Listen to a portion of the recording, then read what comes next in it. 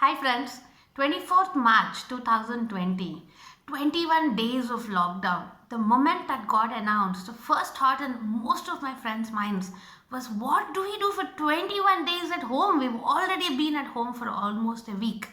Corona gave us an opportunity. Yes, it's a very stark and a very bad reality, but it did give us an opportunity to look at what we can do with the time that we can have available.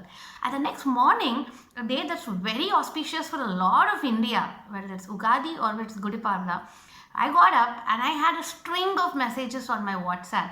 Hey, this is how you can actually exercise even if you're at home. Hey, here are a list of movies that you can watch if you really are at home. Hey, here is a list of things that your kids can do. Tinkle is now free. Amachitrakada is free. There were so many messages. Suddenly, we got overwhelmed with what all we can actually do. And I looked back and I started thinking, how do we actually make that decision? How can you make your decision as to what you need to be doing in the time that you have available right now? How do we utilize these 21 days such that we can go ahead and we can get the maximum out of it? So here's a small little video to help you become the leader in you, to unlock the leadership in you, to nourish yourself in these 21 days when you're at home. Home, stay safe, stay protected, take care of yourself. At the same time, here's how you keep yourself nourished. I'm going to give you a 4x4 matrix. A 4x4 matrix by which you can keep a holistic approach of keeping yourself nourished and enriched during this period of time. So the 4x4 matrix is in 4 particular areas. How do I enrich and keep my mind nourished? Because we really need to stay mentally active and mentally energetic. The second is, how do I keep my heart enriched, my heart nourished? Because relationships and love are our greatest success, and the connections that we form in this world is what actually takes us through the times of despair and the hard times. And third, how do I keep my body nourished? Fitness has become a phenomena in the last decade or so. There are so many activities. How do I stay mentally fit, physically fit? How do I take care of my body? How do I enrich and nourish my body? And 4, it's about nourishing and enriching my soul, my spirit, that positive feeling, the intangibles, that spirituality within that makes me really feel alive, that makes me feel self-actualized and fulfilled about life and peaceful about life, because it's important for us to stay stress-free and to stay peaceful in life. So these are the 4 areas, and I'm going to give you 4 simple tips and 4 simple things that you can do in each of these 4 areas so that you can keep your mind, heart, body and soul nourished during this period of time.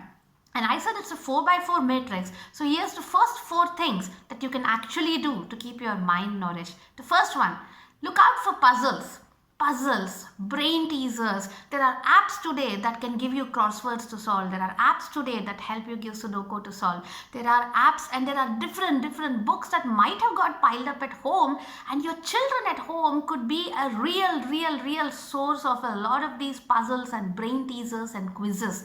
Start trying to solve them.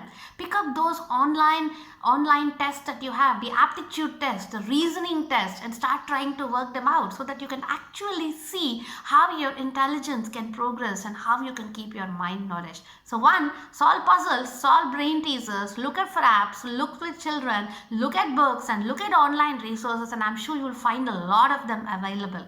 Here's the second way to keep your mind enriched and to keep your mind nourished. Your career.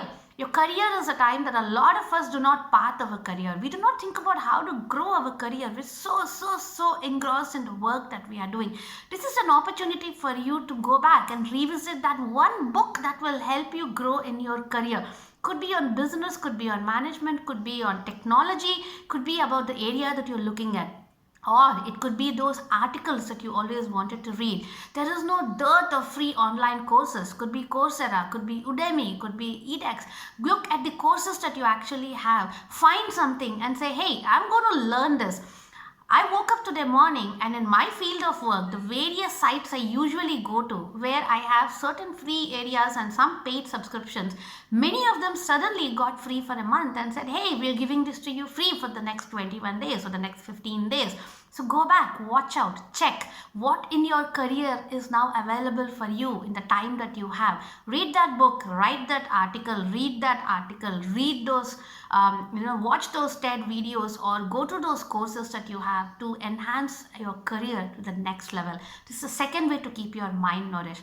A third way to keep your mind really nourished is go back to school. Now, this seems very interesting, but every time I sit with a child and I try to ask that child about their homework or to prepare them for the exams, I realize that I've kind of forgotten some of these basic physics, some of these basic biology. Yes, I understand the overall overview of them, but I've really forgotten those small nitty gritties of that. This is an opportunity for you to go back to school. History, geography, science, those fantastic kind of concepts that you really can relearn. Either it can be in books, sitting with kids and helping them prepare by you learning to, or look for educational channels out in the television or out on Netflix. Look for educational channels that actually give you a lot of this knowledge. Go back to school, become a student, look at learning something new and keep your mind really, really, really active. And here's a fourth way to keep your mind active, is positivity. This is a time where I think there is a lot of negativity in general. People are down. We're facing a reality we don't know. We're really looking at, will we beat this? Yes, we will beat this. It's a very, very strong statement to tell ourselves. But the consequences, how are we going to manage the day-to-day talks that we need to have? How are we going to manage the day-to-day things we need? What's going to happen to the economy? What's happening to business? What about health? How many people are actually getting affected? And not just by this virus, but in various other formats too. There is a lot of chance that maybe this negativity can seep into you. Listen to whichever spiritual guru that you believe in, whichever motivational talks that you want to. Read whatever motivational books that work, whether it's a pranayama or whether it is breathing or whether it's yoga. Do what it takes or positive affirmations to keep your mind positive. It could be prayer, it could be any of these things, right? But keep yourself positive. So, we're talking about enriching and nourishing your mind by these four ways. Now let's come to the heart. How do you enrich and how do you nourish the heart? I'm giving you four simple things over here too. Love and relationships. There is a reason why we spend time at home with our folks for quite a while and why we also have independent activities. As long as everybody has independent and different activities, the little time that we spend together, we really, really enjoy. But now you have 24 hours together, and those few nuances which earlier did not really irritate you, there are chances that it might start irritating you. So the family that you're living with, remind yourself that this closeted isolation with them could be making their little things a little irritated for you, and choose to keep looking at the positive. Find a way to keep it positive. Less yelling, less shouting, less irritation, less frustration, and focus on the love and affection and the positivity that you have for each other. So the family around you, that's the first way to nourish your heart. The second way to nourish your heart is look at the family and friends that are far away. These are people that you once in a while travel to meet. These are people that you meet out for lunches and for dinners. These are friends that you usually talk to and say, hey, how are you doing? These could be neighbors that you walk into each other's house. These could be folks in your community that you see each other. You don't know your names, you don't know anything, but you see each other on that morning walk or that morning run. These are the people that you're now cut off from. You don't really have an access. Do not forget them. Do FaceTime, do video calls, do video chats, and find ways to stay in touch with the people that are farther away from you and not in your place. A third way to keep your heart nourished is think of your team members. Now, this is a very interesting thought. We are a team of people, 15, 20, 30 people. These are the people that every single day you met for a long time. You've had tea breaks together. You've gone for lunch together. You've done team meetings and literally ripped each other apart in them together. You cribbed together for the other areas which are against of you. These are people that you're used to in your life, and without realizing, there is a sense of disconnect that's going to happen with this team right now. Especially when the only time that you're maybe getting together on calls is to do that number crunching and that business crunching and to talk about work and reviews. Find a way to connect with these people online too. Talk once in a while, chat once in a while, but not about work. Understand them, their folks, their children, their time, how they are spending their time. Do a deeper level of a connect with your team members so that the disconnect does not happen and your connection stays. And fourth, India as a household has usually enormous number of people around. A family of 3 to 5, depending on whether you are just a nuclear family or you have your parents staying with you. Family of 3 to 5 usually has at least another 3 people who keep coming and going. That boy who's just the odds and ends of help and work around the house. The driver that maybe comes once in a while, maybe the gardener, maybe the house help who comes out and then helps you keep the house clean and spick and span. Maybe somebody that comes and cooks for you or chops up vegetables. India as a nation usually has a lot of people, and it is that to and fro and mingling that really keeps a household alive. And suddenly that's all cut off. These are people that you have numbers for. You might have at some point of time called them if they are late one day and said, are you coming? Why are you late? Why didn't you come?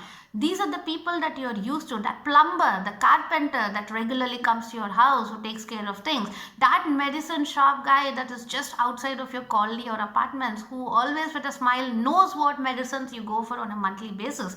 These are the people that you need to keep those connections alive. Give them a call, send them a message. Just let them know that you are thinking of them also. So 4 things to nourish your heart, 4 things to nourish your mind. And then we come to the body, nourishing the body, enriching your body. Why? Because it's important to stay fit, to stay active, and to stay healthy, obviously. And the first thing that comes when we talk about the body and about staying fit is obviously exercise. There are those of us who are used to hitting the gym. I run and I go outside, and I cannot really run outside anymore. As Hyderabad runners, it's a huge group that we come together. Now, how do we do that? So there are videos available. Now, fitness is something, exercise is something. There are so many parts. Every institute is trying to do online sessions, live sessions, or is trying to give you, there are so many fitness trainers trying to give you a set of things that you can do. Here's a 15 minutes workout, here's a 20 minutes workout. Choose the institute you want, choose the gym you want, choose the trainer you want, choose the form of exercise that you want, and then decide to actually do something, which means keep about half an hour to 20 minutes or so every single day and say, hey, I'm going to do something that is an exercise, physically active for my body. Right? So that's the first way you keep your body nourished. Second is obviously the food that we eat. Now we have a huge lifestyle change.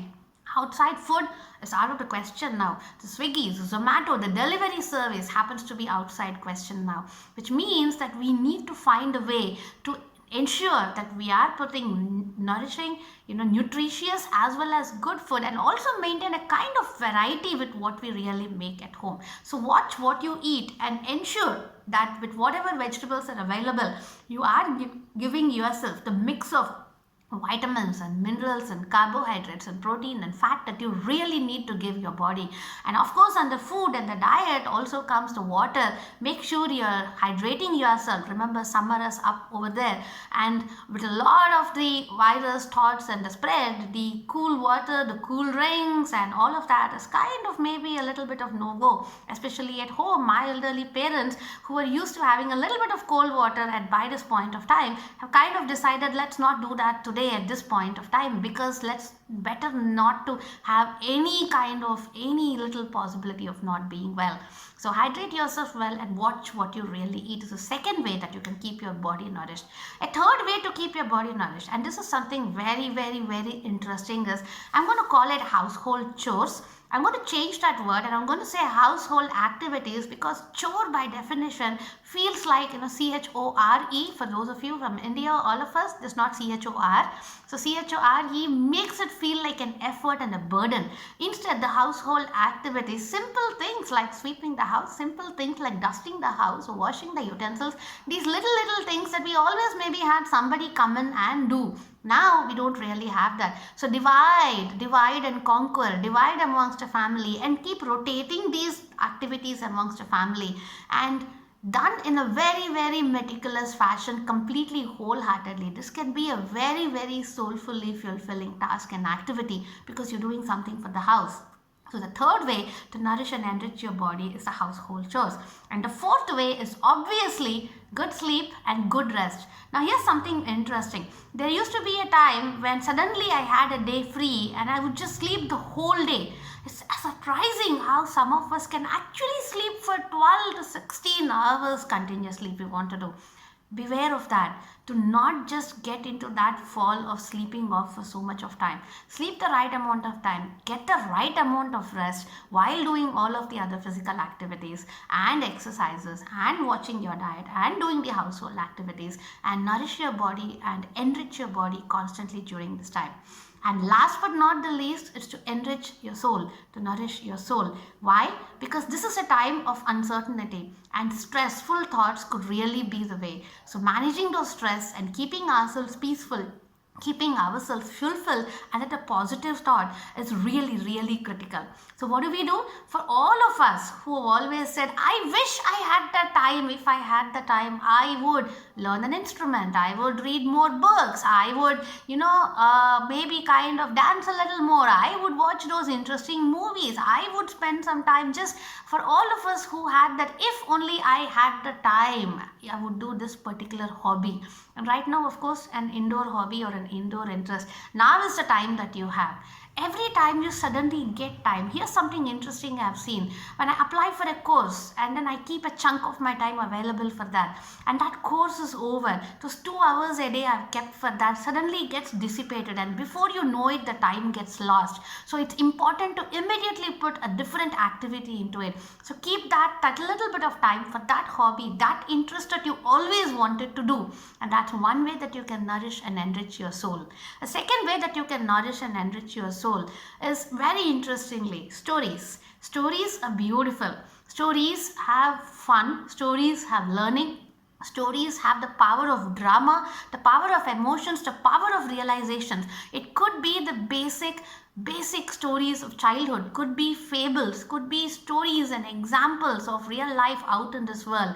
Amachitra Kada has made its books available online for free. Tinkle has made the books available online for free. And today morning, I wake up and Audible, Amazon stories are actually available for free for children. Listens to stories, read stories, talk stories to your children. Let them tell stories back to you. Talk about what you can learn from those stories. Stories are very, very, very powerful for us to really get those creative parts of ourselves. Draw and paint out what those stories mean. One chart summary of those stories with your children. Stories is a second way that you can keep your soul nourished quite a lot. Now, a third way to keep your soul nourished is give. Give to those that are a little lesser fortunate than you are. Yes, it's not just because we are ethically obligated or the government saying that we need to give that amount to the household help who comes or the people that you are used to. There are people that may not be able to easily survive if they don't earn for a week to 10 days. Know those people around you. Watch out. Understand whether they need your help. It could be in cash. It could be in kind. But give. And remember, this is summer.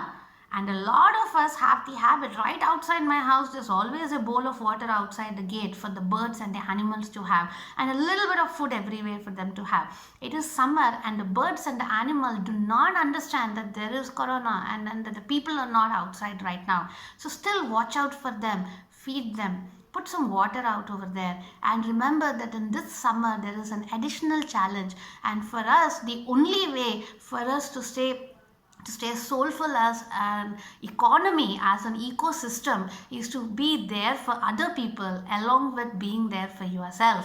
So give and see where you can contribute and how you can be there for everybody else.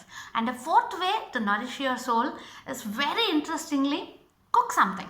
You'd be amazed when I ask some of my friends, guys who were usually at home and they never told me, hey, what are you doing today? I'm making lunch for my entire family. I have at least 3 people who said, yeah, I cooked today. I cooked dal. I cooked fried rice. I cooked noodles today. Oh my God, I baked a pizza today. Interesting. Cooking can be very, very therapeutic when it is not done for the purpose of feeding the family, but done for the purpose of creating something from the ingredients which are out over there. Cooking needs organization and a recipe, but it also needs intuition and a lot of artfulness. Cooking can be therapeutic. Pick up a dish and say, hey, I'm going to do this today. Could be something that you're making that you're used to and you want to make it so well. Could be something that you're best at cooking and you want to do that for everybody. Could be something new that you've never innovated, never experimented, and so you want to try it out. Or it could be baking something. Hey, let's bake a pizza today. Let's bake a cake today. Look at the ingredients you have available. Look at the items you have available and find something to do, slowly humming, thinking about the lovely times, and as a family or as an individual, cook. And remember, it is cooking as a process that you are doing for that soul nourishment, and so you need to involve others if possible and let everybody feel like a family. So these are the 4 ways that your soul can actually be nourished. So here's an interesting 4x4 matrix. The reason why I'm giving you this is I wake up today to different little things. Should I watch a movie that's in that list? Should I sit and take my kids to that list of links which are there, which are available for them for free? Should I, actually watch something educational? Should I do this exercise? What do I do? I suddenly have so many options. Or I have people putting out routines. This is my daily routine. This is my daily routine. I get up at this time. I do this. I do this. I do this. Now, you might not want to follow all of them. So figure out a holistic balance of doing all of these together. And what do? Is every 3 to 4 days, ask yourself, have I balanced it out? Have I balanced my mind, my heart, my body and my soul, and have I nourished and replenished them all together?